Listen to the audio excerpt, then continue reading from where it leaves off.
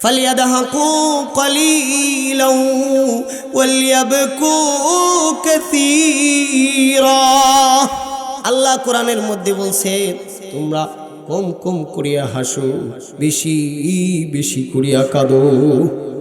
কেননা এই যে কান্না চোখের কোণা দিয়া যখন তোমরা আল্লাহর ভয়ে কাঁদবা, এই চোখের পানির কারণে হাবিবে কিবরিয়া বলেন যে বান্দার চোখের কোণা দিয়া পানি বের হয় আল্লাহর ভয়ে। কার ভয়ে?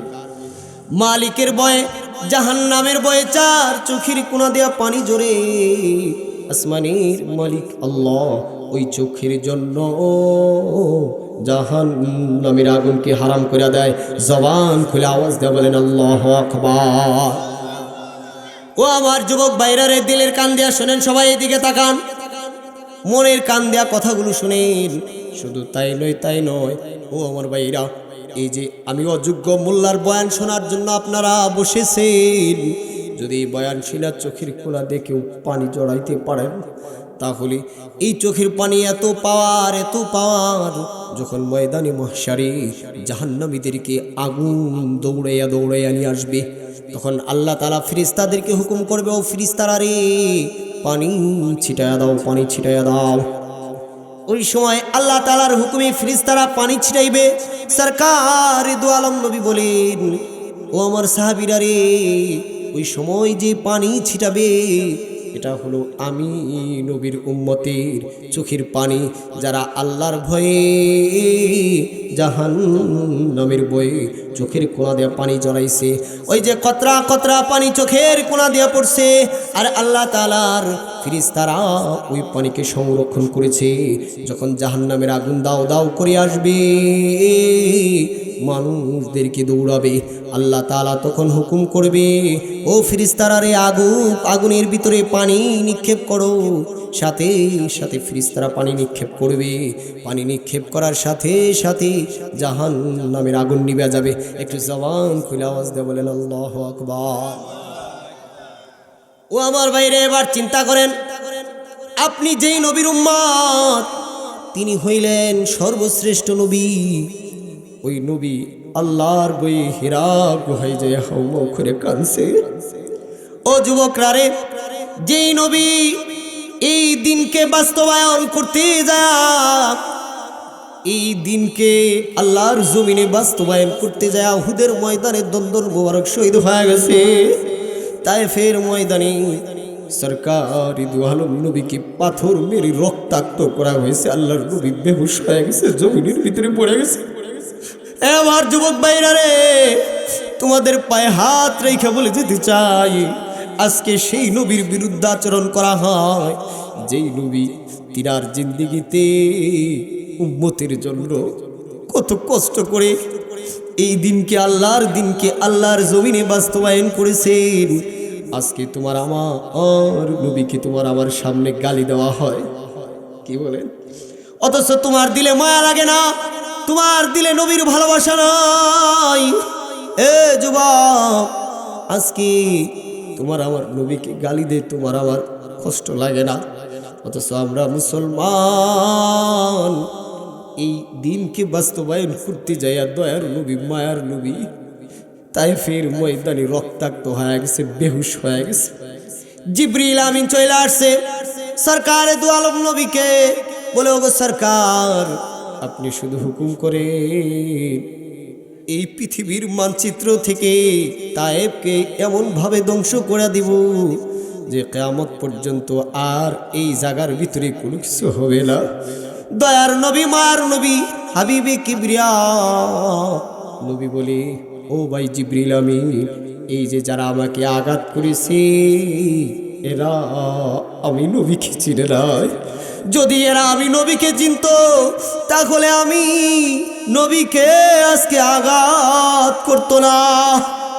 ও ভাই জিবরাইল, তুমি যদি এদেরকে ধ্বংস করে দাও, তাহলে আমি মুহাম্মাদুর রাসূলুল্লাহ সাল্লাল্লাহু আলাইহি ওয়াসাল্লাম কার কাছে কালিমার দাওয়াত লয়ে যাইব। ও আমার ভাইরানি, আল্লাহর নবী বলেন, আনা খাতামুন নবিয়্যিন লা নবিয়্যা বাদি। সরকারে দু আলম নবী বলেন, আমি হইলাম সর্বশেষ নবী, আমার পরে আর কোনো নবী আসবে না। কি বলেন ঠিক না ঠিক? অথচ আজকে বাংলা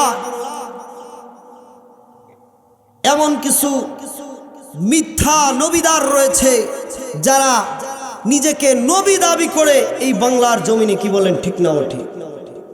মুহতারাম হাজিরি, আমাদের নবীর পরে আর কোনো নবী আসবে না। আল্লাহর নবী বলেন, আনা খাতামুন নবিয়্যিন লা নাবিয়্যা বাদি, আমি হইলাম সর্বশেষ নবী, আমার পরে আর কোনো নবী আসবে না। যে বলবে যে হ্যাঁ আসতে পারে, তার ঈমান থাকবে না। যদি কেউ এই কথার বিরোধিতা না করে তাহলে তার ঈমান থাকবে না। কি বলেন ঠিক না ঠিক? মুহতারাম হাজিরিন, এখন আমাদের এই বাংলার জমিনে ওই কাদিয়ানী নামক সন্ত্রাসীরা, তারা এই বাংলার জমিনে যদি গোলাম মোহাম্মদ কাদিয়ানীকে নবী দাবি করে, তাহলে আমরা বলতে চাই এই বাংলার জমিনে তারা মুসলিম রূপে এই বাংলার জমিনে বসবাস করার মতো অধিকার তাদের এই বাংলার জমিনের ভিতরে নাই। কি বলেন ঠিক না ঠিক? কারণ আমরা জানি আমাদের নবী শেষ নবী, আমাদের নবীর পরে আর কোনো নবী আসবে না। গোলাম মোহাম্মদ কাদিয়ানী মিথ্যা নবীদার, মিথ্যুক। এই নবী নয়, এই হলো বন্ড, এই হলো প্রতারক, নিজেকে মিথ্যা নবী দাবিদার করেছে। কি বলেন ঠিক না ঠিক? যেই নবীর শরীরে আঘাত করার কারণে জিবরিল আমিন চলে আসছে, অথচ ধরে নেন সে যে নবী দাবি করছে, নবীর তো একটা সম্মান আছে। কি বলেন ঠিক না ঠিক? হ্যাঁ, সে যদি আল্লাহর নবী হইতো, গোলাম মোহাম্মদ কাদিয়ানী, সে কিভাবে মারা গেছে? টয়লেটে পইরা পায়খানা খায়া মারা গেছে। কি খায়া? এখন মুহতারাম হাজিরিন বলেন, যদি কোনো ব্যক্তি টয়লেটে পইরা পায়খানা খায়া মারা যায়, আর যদি সে নবী দাবি করে, এটা হইল মেনে নেওয়া যায়? হ্যাঁ না, সে যে বন্ড প্রতারক, আল্লাহ তাআলা এই বন্ডকে দুনিয়ার ভিতরে লাঞ্ছিত করে, অপমানিত করে, টয়লেট খাওয়া এই দুনিয়া থেকে আল্লাহ তাআলা বিদায় করে প্রমাণ করে দিছে, তুই নবী না, তুই শয়তান, তুই বন্ড, তুই প্রতারক। চিৎকার দিয়ে বলেন ঠিক না ঠিক? যদি কোনো ব্যক্তি এই বাংলার জমিনে আবারও নবী দাবি করে, তাহলে এই তৌহিদি জনতা, আখিরি নবীর উম্মত, তারা কাফনের কাফন মাথায় বেঁধে আবারও মাঠে নামবে। এদেরকে বাংলার জমিনে যারা নবী দাবি করবে, তাদের সর্বোচ্চ শাস্তি মৃত্যুদণ্ড এই বাংলার জমিনে বাস্তবায়ন করতে হবে। চিৎকার দিয়ে বলেন ঠিক না ঠিক? মুহতারাম হাজিরিন, আল্লাহর নবীর সম্মানের জন্য জীবন দিয়া শুধু পার হয়ে যাবা, যাইতে দেরি হবে, আল্লাহর জান্নাতের মেহমানদারি নসিব হইতে দেরি হবে না, দেরি হবে না। চিৎকার দিয়ে বলেন ঠিক না ঠিক? মুহতারাম হাজিরিন, আল্লাহর নবীর সাথে দুশ্মনী পোষণ করেছে, নাম যেন কি? আবু জাহাল্লা। চিন্তা করে দেখেন, এ আবু জাহেলের বাড়িতে হাজী সাহেবরা যায় কি করে? যে চাচা বলছে বাথরুম করে, টয়লেট করে, মানে হাগু করে। হে আবু জাহেলের বাড়িতে যায় হাগু করে, মনে কষ্ট নিয়ে, তাই না? হ্যাঁ, আনন্দিত হয়া এই খুশিতে পায়খানা করে। আমার নবীর দুশ্মন যে আমার নবীকে ক্ষতি করার জন্য সর্বোচ্চ চেষ্টা করেছে। কি বলেন ঠিক না ঠিক? আল্লাহ তাআলা এই আবু জাহেলের বাড়ি টয়লেট বানিয়ে দিছে। পৃথিবী থেকে যতগুলো হাজী সাহেব যায়, সবাই যে আরামে শান্তিতে যায় টয়লেট করে। কি বলেন ঠিক না ঠিক? ও আবু জাহেলের উত্তরসূরি কাদিয়ানী, গোলাম মোহাম্মদ কাদিয়ানী, যার জন্য আল্লাহ তাআলা ওরে টয়লেট খাওয়ায়া দুনিয়া থেকে বিদায় করছে। কি বলেন ঠিক না ঠিক? তো মুহতারাম হাজিরিন, এই জন্য আমাদের নবীর জন্য যদি জীবন দিতে হয়, আমাদের নবীর জন্য, নবীর ইজ্জত রক্ষার জন্য যদি আমাদের এই জীবনটাকে আল্লাহর রাহে উৎসর্গ করতে হয়, কে কে আছেন আপনারা আপনাদের জীবনকে নবীকে ভালোবেসে আপনাদের জীবনকে দিয়ে দিবেন? হাত উঠে ডাকায়া দেন, নারে তাকবীর, নারে তাকবীর। কাফের কাফের, কাদিয়ানীরা কাফের, কাফের কাফের, কাদিয়ানীরা কাফের। সংসদে আইন চাই, নবীর পরে নবী নাই। সবাই বলেন সংসদে আইন চাই, নবীর পরে নবী নাই, কাফের কাফের। নারায়ে তাকবীর। মুহতারাম হাজিরিন, যেই কথা বলতেছিলেন সরকারে দু আলম নবী হীরা গুহায় যায় আল্লাহর ভয়ে কাঁদতেন। আল্লাহু আকবার। আল্লাহর নবীর সাহাবী হযরতে আবু বকর সিদ্দিক রাদিয়াল্লাহু তাআলা, আল্লাহর নবী বৈশা রইছেন বিকেল বেলায় কূপের মধ্যে পা নামায়। হযরতে আবু মুসা আশআরী খেজুর বাগানে গেটের ভিতরে পাহারাদার, দৌড়ে আসছে আবু বকর, আয়েশা বলতেছে আল্লাহর নবীর সাথে একটু দেখা করব। বললেন যে আল্লাহর নবীর কাছে অনুমতি নিয়ে যাইতে হবে, তার আগে যাওয়া যাবে। যখন গেছে, ও আমার বাইরারি, এইবার হযরতে আবু মুসা আশআরী সরকার দু আলম নবীর কাছে গিয়ে বলে, ওগো সরকার, আপনার প্রিয় সাহাবী হযরতে আবু বকর সিদ্দিক আসছে, আপনার সাথে দেখা করতে চায়, অনুমতি দিব কিনা? এবার দয়াল নবী বলে, ও আমার প্রিয় সাহাবী আবু বকর কি জান্নাতের সুসংবাদ দিয়া দাও। একটু জবান খুলে আওয়াজ দিয়ে বলেন আল্লাহু আকবার। ইনি হইলেন হযরতে আবু বকর, আল্লাহর নবীর সাহাবী হযরতে আবু মুসা আশআরী।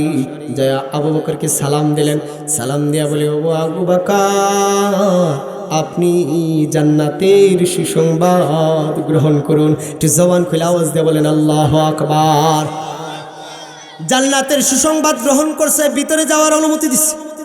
একটু পর আল্লাহর নবীর সাহাবী, সিংহ সাহাবী, বলেন নামটা কি? নামটা কি? উমর। যার নাম শুনলে শয়তান ভয়ে পালায়া যাইতো, যিনি জীবিত থাকা অবস্থায় এক ঘাটে একসাথে বনের সিংহ, হরিণ, ছাগল, বেড়া, দুম্বা সব একসাথে এক ঘাটে পানি খাইতো। কেউ কারো উপর আক্রমণ করতো না। জানে যদি উমর জানতে পারে তাহলে আমার জীবন থাকবে না। একটু জবান খুলে আওয়াজ দিয়ে বলেন আল্লাহু আকবার। কিছুক্ষণ পরে হযরত উমরে ফারুক চলে আসছে। চলে আয়েশা বলতেছে, ও ভাই, আমি আল্লাহর নবীর সাথে সাক্ষাৎ করতে চাই। এবার বলে, ও ভাই ওমর, ভিতরে প্রবেশ করা যাবে না, নিষিদ্ধ, আপনি দাঁড়ান, আমি আল্লাহর নবীর কাছ থেকে অনুমতি নিয়ে আসি। দৌড়ে দয়ার নবীর কাছে চলে গেছে। যা বলো, সরকার, আপনার প্রিয় সাহাবী হযরত উমর ফারুক চলে আসছে, আপনার সাথে সাক্ষাৎ করবে। আল্লাহর নবী বলেন, ও সাহাবী, যাও যাও যাও, তুমি আমার প্রিয় সাহাবী ওমর কেউ জান্নাতের সুসংবাদ দিয়ে দাও। আর একটু জবান খুলে আওয়াজ দিয়ে বলেন না সুবহানাল্লাহ। খারাপ লাগতেছে, আলোচনা শেষ করে দিব? তাহলে একটু সুবহানাল্লাহ জোরে বললেন, সুবহানাল্লাহ বলে গুনাহ হবে না। এইবার আল্লাহর নবী বলে, ও সাহাবী, যাও যাও যাও, আবু বকর ওমর কেউ ভিতরে আসার জন্য অনুমতি দিয়ে দাও। এইবার আল্লাহর নবীর সাহাবী যায় বলে, ও ভাই ওমর, আল্লাহর নবী আপনাকে জান্নাতের সুসংবাদ দিয়ে দিছে, সেই সাথে আপনাকেও ভিতরে যাওয়ার জন্য অনুমতি দিছে। এই হলো আবু বকর ওমর। একটু পরে আবার আল্লাহর নবীর জামাতা জিন্নুরাইন হযরত উসমান গনি চলে আসছে। আয়েশা বলে, ও ভাই, আমি আল্লাহর নবীর সাথে সাক্ষাৎ করতে চাই। এবার আবু মুসা আশআরী বলে, ও ভাই দাঁড়াও, ভিতরে ঢোকা যাবে না অনুমতি ছাড়া। দাঁড় করায় দিছি, আল্লাহর নবীর কাছে চলে গেছি। এবার দয়ার নবীর কাছে যাইয়া আল্লাহর নবীকে বলে, ও সরকার, হযরতে উসমান গনি এসেছে আপনার সঙ্গে দেখা করতে। এবার আল্লাহর নবী বলে, ও সাহাবী, যা যা যা, তুমি উসমানকেও জান্নাতের সুসংবাদ দেয়া দাও, সেই সাথে উসমানকে একটা পেরেশানি সুসংবাদ দেয়া দাও, তোমার জন্য সামনে একটা পেরেশানি আছে। আল্লাহু আকবার। এরপরে হযরতে আবু মুসা আশআরী দৌড়ায়া গেছেন, যায় বলে, ওগো উসমান, আল্লাহর নবী আপনাকে জান্নাতের সুসংবাদ দিছে। জবান খুলে আওয়াজ দিয়ে বলেন আল্লাহু আকবার। সেই সাথে তোমার জন্য টেনশন পেরেশানির একটা খবর দিছে, যান যান, ভিতরে যান। এই হলেন আল্লাহর নবীর সাহাবী হযরতে ওমর, আবু বকর, হযরতে উসমান গনি। এই হযরতে আবু বকর সিদ্দিক রাদিয়াল্লাহু তাআলা আনহু একদিন রাত্রে আল্লাহকে কেমন ভয় করতেন। আমার আলোচনা হলো আল্লাহ ভীতি, আল্লাহর ভয় দিলে রাখো। ওই মুমিন কখনো অন্যায় করতে পারে না, পাপাচার করতে পারে না, কখনো গুনাহে লিপ্ত হতে পারে না, যার দিলে কার ভয় থাকবে? একটু জবানটা খুইলা ডাক দে বলেন না কে? আল্লাহ। যার দিলের ভিতরে আল্লাহর ভয় থাকবে সে কখনো অন্যায় করতে পারে না, পাপাচার করতে পারে না। এই আবু বকর সিদ্দিক রাদিয়াল্লাহু তাআলা আনহু দুনিয়ার ভিতরে জান্নাতের টিকিট পাইছেন, এরপরেও তার দিলের ভিতরে আল্লাহর ভয়, আল্লাহ ভীতি এত। হযরতে আবু বকর সিদ্দিক গভীর রজনীতে যখন মানুষগুলো ঘুমাইছে, হে যুবক দিলের কান দিয়ে শোনো, ও আমার ভাইরা রে, যখন সাহাবায়ে কেরাম ঘুমায় গেছে, হযরতে আবু বকর সিদ্দিক রাদিয়াল্লাহু তাআলা আনহু গভীর রজনীতে জান্নাতুল বাকিতে চলে গেছে। আল্লাহর নবীর প্রিয় সাহাবী জান্নাতুল বাকিতে যায়া এমন ভাবে হাউমাউ করে কান্নাকাটি শুরু করে দিছে। আবু বকর রাদিয়াল্লাহু তাআলা আনহুর কান্নার আওয়াজে সাহাবায়ে কেরামের ঘুম ভাঙে গেছে। সাহাবায়ে কেরাম দৌড়ায়া চলে আসছে, আল্লাহর নবীর কাছে চলে আসছে। আল্লাহর নবীর সাহাবী হযরতে আবু বকর সিদ্দিকের কাছে চলে আসছেন। সবাই আসিয়া বলে, ও আমিরুল মুমিনিন, কেন আপনি কান্না করতেছেন? গভীর রজনীতে জান্নাতুল বাকিতে এই যে কান্না করতেছেন, কিসের জন্য কান্না করেন? আল্লাহর নবীর প্রিয় সাহাবী হযরতে আবু বকর সিদ্দিক রাদিয়াল্লাহু তাআলা আনহু হাউমাউ করে কান্নাকাটি করে চোখের কোনা দিয়ে পানি ঝরে কার ভয়ে? ওই যে আল্লাহ কোরআনের ভিতরে ডাক দেয়া বলেন, ইয়া আইয়ুহাল্লাযীনা আমানুত্তাকুল্লাহ। ওই যে মালিক ডাক দেয়া বলে, ইয়া আইয়ুহাল্লাযীনা আমানুত্তাকুল্লাহ। হে মুমিনরা রে, তোমরা আমি আল্লাহকে ভয় করো। কেমন ভয় করবা? হাক্কা তুকাতি, ভয় করার মতো ভয় আমি আল্লাহকে করো। ওয়ালা তামুতুন্না ইল্লা ওয়া আনতুম মুসলিমুন। জবান খুলে আওয়াজ দিয়ে বলেন আল্লাহু আকবার।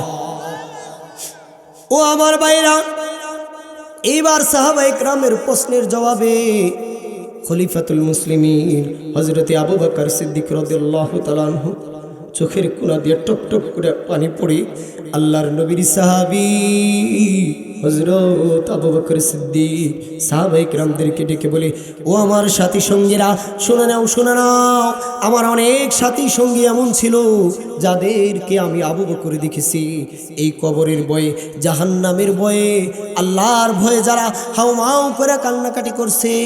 আমি আল্লাহর কসম করে বলি, আল্লাহর কসম করে বলি, আল্লাহ তাআলা ওই যে চোখের কোনা দিয়ে বান্দারা কাঁদছে, চোখের কোনা দিয়ে পানি জড়াইছে, আল্লাহর ভয়ে কান্না করার কারণে আল্লাহ তাআলা আজকে তাদের কবরের ভিতরে জান্নাতের মেহমানদারি জারি করে দিছে। একটু জবান খুলে আওয়াজ দেয়া বলেন আল্লাহু আকবার। হযরতে আবু বকর সিদ্দিক রাদিয়াল্লাহু তাআলা আনহু বলে, ও আমার সাথী সঙ্গীরা রে, আমার বড় ভয় হয় আমি আবু বকর না জানি মরার পর আমি আবু বকরের কবরটা জাহান্নামের আগুন দিয়া ভরপুর করিয়া দেওয়া হয়। না জানি আমি আবু বকর দুনিয়া থেকে চলে যাওয়ার পর আমি আবু বকরের গড়টা জাহান্নামের সাপ বিচ্ছু দিয়া ভরপুর করে দেয়, যার জন্য আমি আবু বকর ওই জাহান্নামের ভয়ে, কবরের ভয়ানক আযাবের ভয়ে আমি আবু বকর হাউমাউ করে কান্না করি। কেননা যারা এরকম ভাবে কবরের ভয়ে কান্না করেছে, আজকে তাদের কবরে ওই যে চোখের কুলা দিয়া পানি জড়াইছে, চোখের কুলা দিয়া পানি জড়ানোর কারণে আজকে তাদের কবরের ভিতরে জান্নাতের মেহমানদারি জারি হয়ে গেছে। আর আমি আবু বকর চিন্তা করি, আমি আবু বকরের মৃত্যুর পর না জানি কবরটা জাহান্নামের আগুন দিয়া ভরপুর করিয়া দেওয়া হয়। ও আমার যুবক ভাইরা রে, সাহাবায়ে কেরাম তাদের দিলের ভিতরে আল্লাহর ভয়, এত ভয়, যে ভয়ের কারণে সাহাবায়ে কেরাম কখনো অন্যায় করতে পারতো না। ও যুবকরা রে, তুমি আমি চিন্তা করি দুনিয়া আসছি, দুনিয়ায় খাইতাছি, মরা যাব, সব শেষ। না না না, দুনিয়ার জিন্দিগি 60 থেকে 70 বছরের জিন্দিগি। ও আমার যুবক ভাইরা রে, কিন্তু আখিরাতের যেই জিন্দিগির শুরু আছে শেষ না। আখিরাতের একদিন দুনিয়ার 50,000 বছরের সমপরিমাণ লম্বা হয়ে যাবে। ও আমার যুবক ভাইরা রে, একটু চিন্তা করে দেখো, ওই দিন যদি তোমার আমার আমলনামা না থাকে আর আল্লাহ যদি দয়া না করে, ওই দিন তোমার আমার কি হবে? এজন্যই তো মালিক আল্লাহ কোরআনের অসংখ্য অগণিত জায়গায় ইমানদারদেরকে ডেকে বলি, ইয়া আইয়ুহাল্লাযীনা আমানুত্তাকুল্লাহ ইত্তাকুল্লাহ ওয়াবতাগু ইলাইহিল ওয়াসিলা।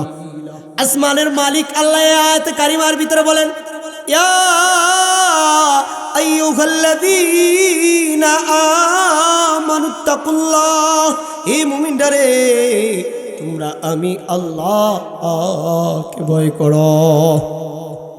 ওয়াবতাগু ইলাইহিল ওয়াসিলা, নাজাতের জন্য ওসিলা তালাশ করো, মাধ্যম তালাশ করো। কি বলেন, ঠিক না ঠিক? এই যে আজকে যারা মাহফিলে আসছেন, এই জান্নাতের বাগানে বসেছেন, আমি তো মনে করি যে আজকের এই জান্নাতের বাগানে বসা হতে পারে আল্লাহ তাআলা এই আয়াত যে ওয়াবতাগু ইলাইহিল ওয়াসিলা, তোমরা নাজাতের জন্য ওসিলা তালাশ করো, উলামায়ে কেরামের জবান থেকে কথা শুনতেছেন। আজকের এই মাহফিল আমার আপনার নাজাতের একটা ওসিলা হয়ে যাইতে পারে, মাধ্যম হয়ে যেতে পারে। কি বলেন, ঠিক না ঠিক?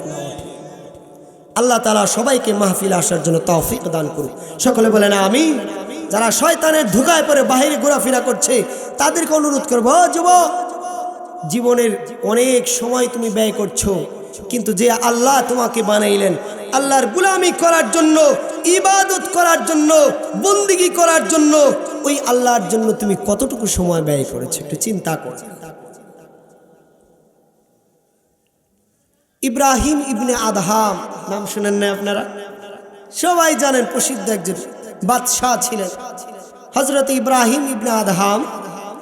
যুবক, কিন্তু তার দিলের ভিতরে আল্লাহর ভয়। আল্লাহ ভীতিটা কেমন? ও আমার বাবারা, দিলের কান দিয়ে শুনবেন কথাগুলো। হযরত ইব্রাহিম ইবনে আদহাম যিনি ছিলেন বাদশাহ, ও আমার ভাইরা রে, হযরত ইব্রাহিম ইবনে আদহাম যুবক, দিলের ভিতরে আল্লাহর ভয়। নদীর ধারে বৈশা বৈশা মালিক আল্লাহকে ডাকতেছে, আল্লাহকে স্মরণ করতেছে, আল্লাহকে ডাকতেছে। হঠাৎ করে ক্ষুধা লেগে গেছে। যখন চোখ খুলা তাকায়া দেখে নদীর মধ্যে একটা সেব ফল যাইতেছে। হযরত ইব্রাহিম ইবনে আদহাম ওই সেব ফলটা পানি থেকে উঠে খায়া ফেলাইছে। খাওয়ার পরে তার দিলের ভিতরে ভয় শুরু হয়ে গেছে, আল্লাহ এটা কি করলাম আমি? এই ফলটার মালিক তো আমি ইব্রাহিম ইবনে আদহাম না, তাহলে এটা আমি কেন খাইলাম? দিলের ভিতরে ভয় শুরু হয়। এইবার চিন্তা করে, কাল কিয়ামতের ময়দানে যদি আমার মালিক আল্লাহ আমাকে ধরে বসে, এই ইব্রাহিম ইবনে আদহাম, এই ফলটা যে তুমি খেয়েছো এর হক মালিককে দিয়া তোমাকে যেতে হবে, তাহলে আমি ওই দিন কিভাবে আমার মালিকের কাছে পার পাবো? এই পাওনাদারের হক, আমি এই হক থেকে মুক্তি পাবো। টেনশনে, চিন্তায় পেরেশানি হয়। এইবার হযরত ইব্রাহিম ইবনে আদহাম চিন্তা করলেন, ফলটা যেই দিক থেকে আসছে, পানি দিয়ে যাইতেছে, তাহলে নিশ্চয়ই সামনে হয়তো এই স্যাপ ফলের গাছটার সামনে হবে। উনি হাঁটি হাঁটি পা পা করিয়া নদীর পার্শ্ব দিয়ে হাঁটতেছে, হাইটা হাইটা যাইতেছে। যাইতে যাইতে রাস্তার ধারে ওই যে নদীর পার্শ্বে দেখে একটা স্যাপ ফল গাছ রয়েছে। ওই ফল দেখার পরে তিনি নিশ্চিন্ত হয়ে গেছেন, এই ফলটা হলো এই গাছেরই হবে। এবার দৌড়েয়া ওখানে দেখে ছোট্ট একটা কুড়ে ঘরের ভিতরে যাইয়া এবার সালাম দিচ্ছে, আসসালামু আলাইকুম ওয়া রাহমাতুল্লাহ। যখন এই কথা বলছে, ওই ঘর থেকে বৃদ্ধ মা জবাব দিছে, ওয়া আলাইকুম আসসালাম। এবার ইব্রাহিম ইবনে আদহাম ওই বৃদ্ধ মাকে ডেকে বলে, ও মা, এই ফলের মালিক কে, এই গাছের মালিক কে? এবার বুড়ি মা ডেকে বলে, ও যুবক, এই ফলের মালিক, এই গাছের মালিক হইলাম আমি এবং বলখের বাদশাহ। একটু জবান খুলে আওয়াজ দেওয়া বলেন আল্লাহু আকবার।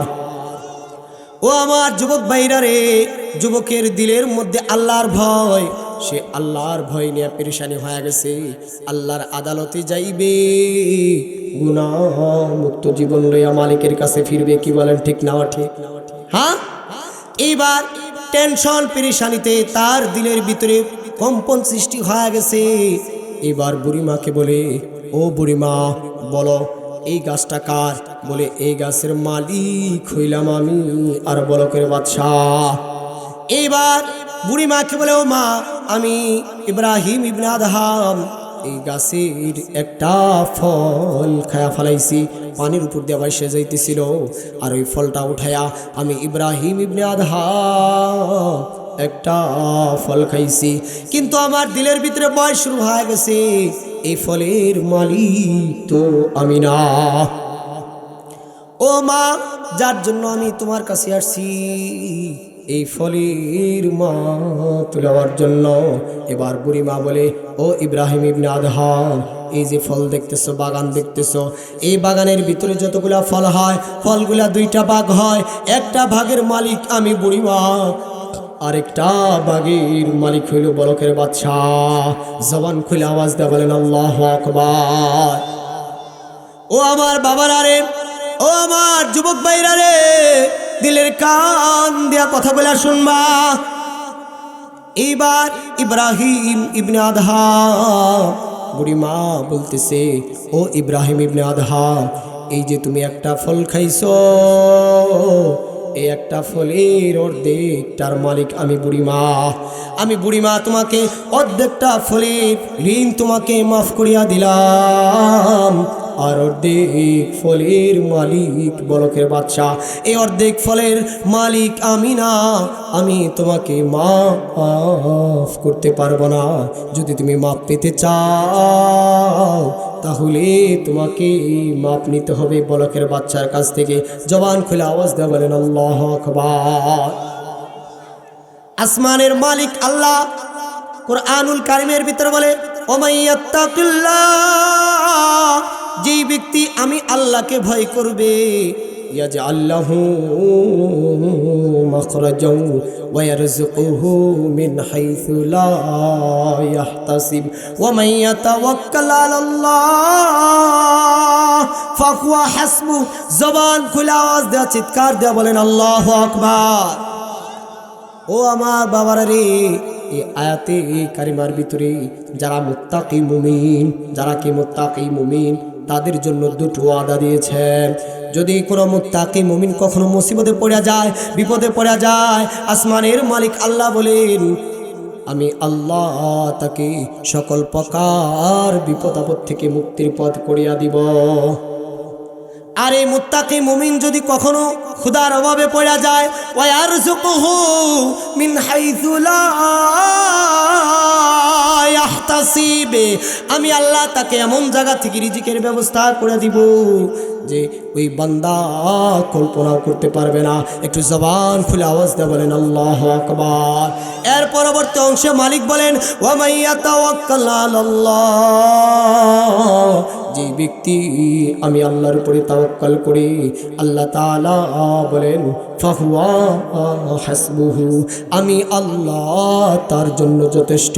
একটু জবান খুইলা সিংহের মতো আওয়াজ দিয়ে বলেন আল্লাহু আকবার। মুহতারাম হাজিরিন, এই যে যারা আছেন এরাই প্রকৃত জান্নাতের মেহমান। কি বলেন, ঠিক না ঠিক? হ্যাঁ, দেখবেন আপনারা ধান লাগাইছেন না, গড়ে ধান উঠানোর আগে অনেক ধান বাড়িতে আসে, কিছু ধান কুলার বাড়িতে ঝইরা পড়া যায়, যায় কিনা? ওগুলা কি ধান? চিটা। কিছু চিটা এই ধানের ভিতরে লুকায়া থাকে, আর এই চিটাগুলা বেরের ভিতরে উঠে যায়, যখন বিক্রি হয় 1500-2000, এই চিটাগুলাও 2000-এর দামে বিক্রি হয়ে যায়। কি বলেন, ঠিক না ওঠে? এখন যারা আছে এরা প্রকৃত জান্নাতি, এরা খাঁটি সোনা, এরাই হলো প্রকৃত। কি বলেন, ঠিক না ও ঠিক? অর্ধেক স্যাপ ফলের মাপ আমি বুড়িমার কাছ থেকে লয়েছি, আর আমি জানতে পারলাম এই স্যাপ ফল অর্ধেকটার মালিক হলেন আপনি, বলকের বাচ্চা। কিন্তু আমার দিলের ভিতরে বয়স হয়ে গেছে ময়দানে মাহশারে।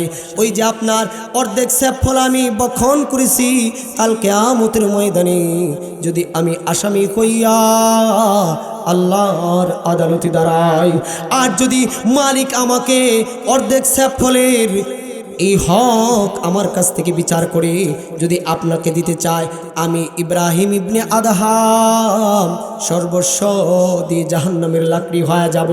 ও গো বাদশা নামদার, বলেন বলেন আপনি আমাকে মাফ করবেন কিনা? যদি আপনি আমাকে মাফ না করেন তাহলে আমি প্রয়োজনে আপনার গোলাম হইতে রাজি হয়ে যাব।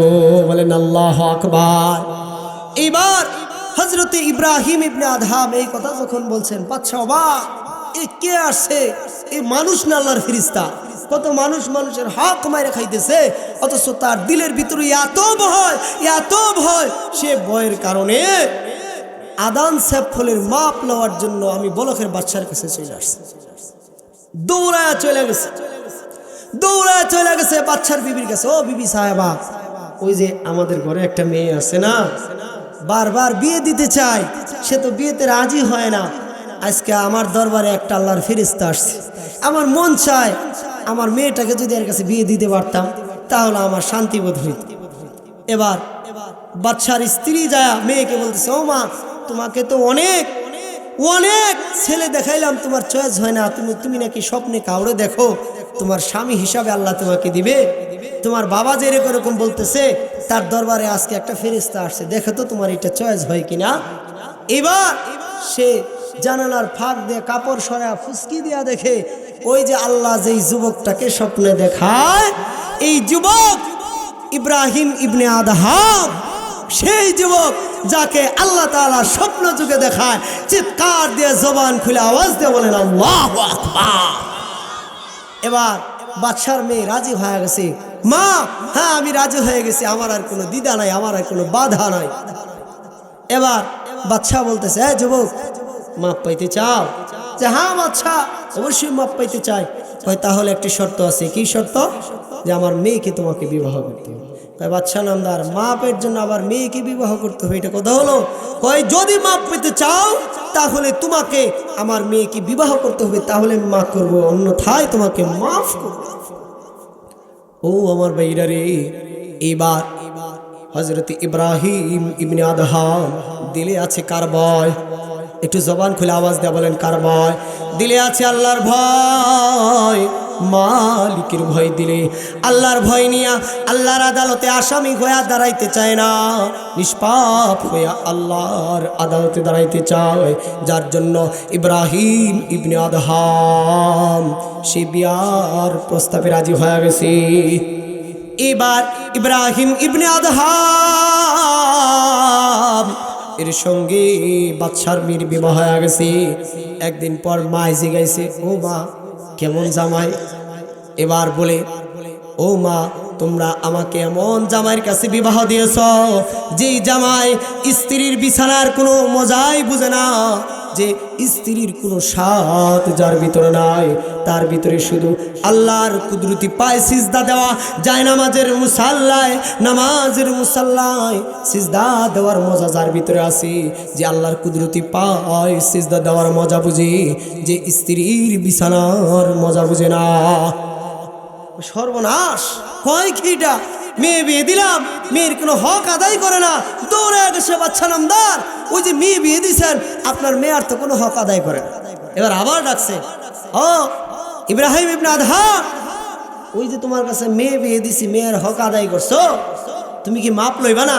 তাই আপনার না বললেন আপনার মেয়েকে বিবাহ করতে হবে, আমি তো বিয়ে করেছি, আপনি আমাকে ওই ফলের হক থেকে আমাকে মুক্তি দিয়া দেন। বলে না না, শুধু বিয়ে করলে হবে না, আমার মেয়ের হক তোমাকে আদায় করতে হবে, তাহলে আমি বাদশা তোমাকে ওই আদান সেফ ফলের হক মাফ করে দেব। বলেন আল্লাহু আকবার। ও আমার যুবক ভাইরা রে, এবার ইব্রাহিম ইবনে আদহাম ওই যে রাত্রিতে যায় নামাজ বিছায়া নামাজের মুসাল্লায় নামাজ পড়তেছে, হঠাৎ করে রাত্রিবেলায় স্মরণ হয়ে গেছে, তার দিলের ভিতরে বেজে উঠছে, এই ইব্রাহিম ইবনে আদহাম, তোর কি মাফ লওয়ার প্রয়োজন নাই? যদি মাফ লইতে চাও তাহলে তোমার স্ত্রীর হক তুমি আদায় করো। যখন এই কথা বলছে, বলার এটা স্মরণ হয়ে গেছে, উনি নামাজ থেকে ফারেক হয়ে স্ত্রীর হক আদায় করার জন্য বিছানায় চলে গেছে। বলেন না আল্লাহ আকবার। আজ তুমি আমি তোমার আমার যৌবনের তাড়না মিটানোর জন্য আমরা বিবাহ করি, স্ত্রীর কাছে যাই। ইব্রাহিম ইবনে আদহাম আল্লাহর কাছে আসামির কাঠগড়া থেকে নামটা মুছাইতে বিবাহ বন্ধনে আবদ্ধ হয়েছেন, স্ত্রীর বিছানায় গেছে, কিছু সময় স্ত্রীকে দিয়েছে, এরপরে গোসল করেছেন, পবিত্রতা অর্জন করছেন, নামাজে দাঁড়ায় গেছে।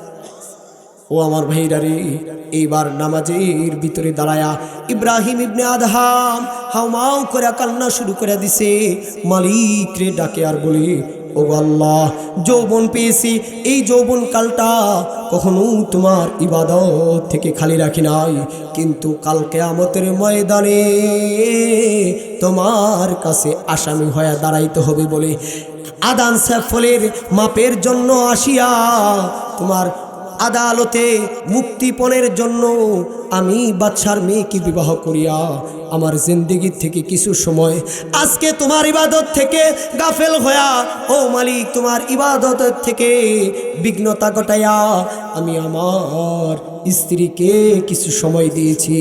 এইভাবে আল্লাহর কাছে হাউমাউ করে কান্না করতেছি, রুকু করছে, উপর থেকে উঠছে, সিজদায় চলে গেছে, মালিকের কুদরতি পায় সিজদা দেয় আর হাউমাউ করে কান্না করে, কান্না করতে করতে ইব্রাহিম ইবনে আদহাম দুনিয়া থেকে চলে গেছে। মুহতারাম হাজিরি, এই হলেন আল্লাহ ভীতি, এদের দিলে আল্লাহর ভয়। অথচ আমি আপনি আজকে দুনিয়ার মধ্যে আমার আপনার ভিতরে কি পরিমাণ আল্লাহর ভয়। আজকে আমরা নামাজ পড়তেছি, হজ করতেছি, মসজিদ থেকে বাইরে হয়ে আরেক বেটার ক্ষেতের আইল সাইডে খায়া বলাইতেছি আদা, শরীরে পাওয়ার আছে, জোর আছে, বাড়ি মায়ের খায়া ফেলি। অথচ হক দুই প্রকার, একটা হলো হকুল্লাহ আর একটা হলো হকুল ইবাদ। যেই বান্দা হকুল্লাহ, আল্লাহর হক আল্লাহ চেলে মাফ করে দেবে। হকুল ইবাদ বান্দার হক, আমি আপনি দুনিয়ার ভিতরে এই বান্দার হক যদি মাইরা খায়া থাকি, তাহলে ওই বান্দা যদি মাফ না করে স্বয়ং আল্লাহ মাফ করতে পারবে না। চিন্তা করে দেখেন। এই জন্য দিলের ভিতরে, আমার আপনার দিলের ভিতরে আল্লাহর ভয় ঢুকান, দেখবেন আমার আপনার দ্বারায় অন্যায় হবে না, আমার আপনার দ্বারায় পাপাচার হবে না, আমার আপনার দ্বারায় অন্যের ক্ষেত্রে আইল ছাড়া হবে না। তখনই সম্ভব যখন আমার আপনার দিলের ভিতরে আল্লাহর ভয় ঢুকাবেন। এই জন্যই আল্লাহ বলেন, ইয়া আইয়ুহাল্লাযীনা আমানুত্তাকুল্লাহ হাক্কা তুকাতিহি ওয়া লা তামুতুন্না ইল্লা ওয়া আনতুম মুসলিমুন। এজন্য মালিক বলেন, ইয়া আইয়ুহাল্লাযীনা আমানুত্তাকুল্লাহ, হে মুমিনরা, তোমরা আমি আল্লাহকে ভয় করো। কেমন ভয় করবা? হাক্কা তুকাতি, আমি আল্লাহকে ভয় করার মতো ভয় করো। ওয়ালা তামুতুন্না ইল্লা ওয়া আনতুম মুসলিমুন। খবরদার, খবরদার, পরিপূর্ণ মুসলমান না হইয়া কবরের যাত্রী হয় না।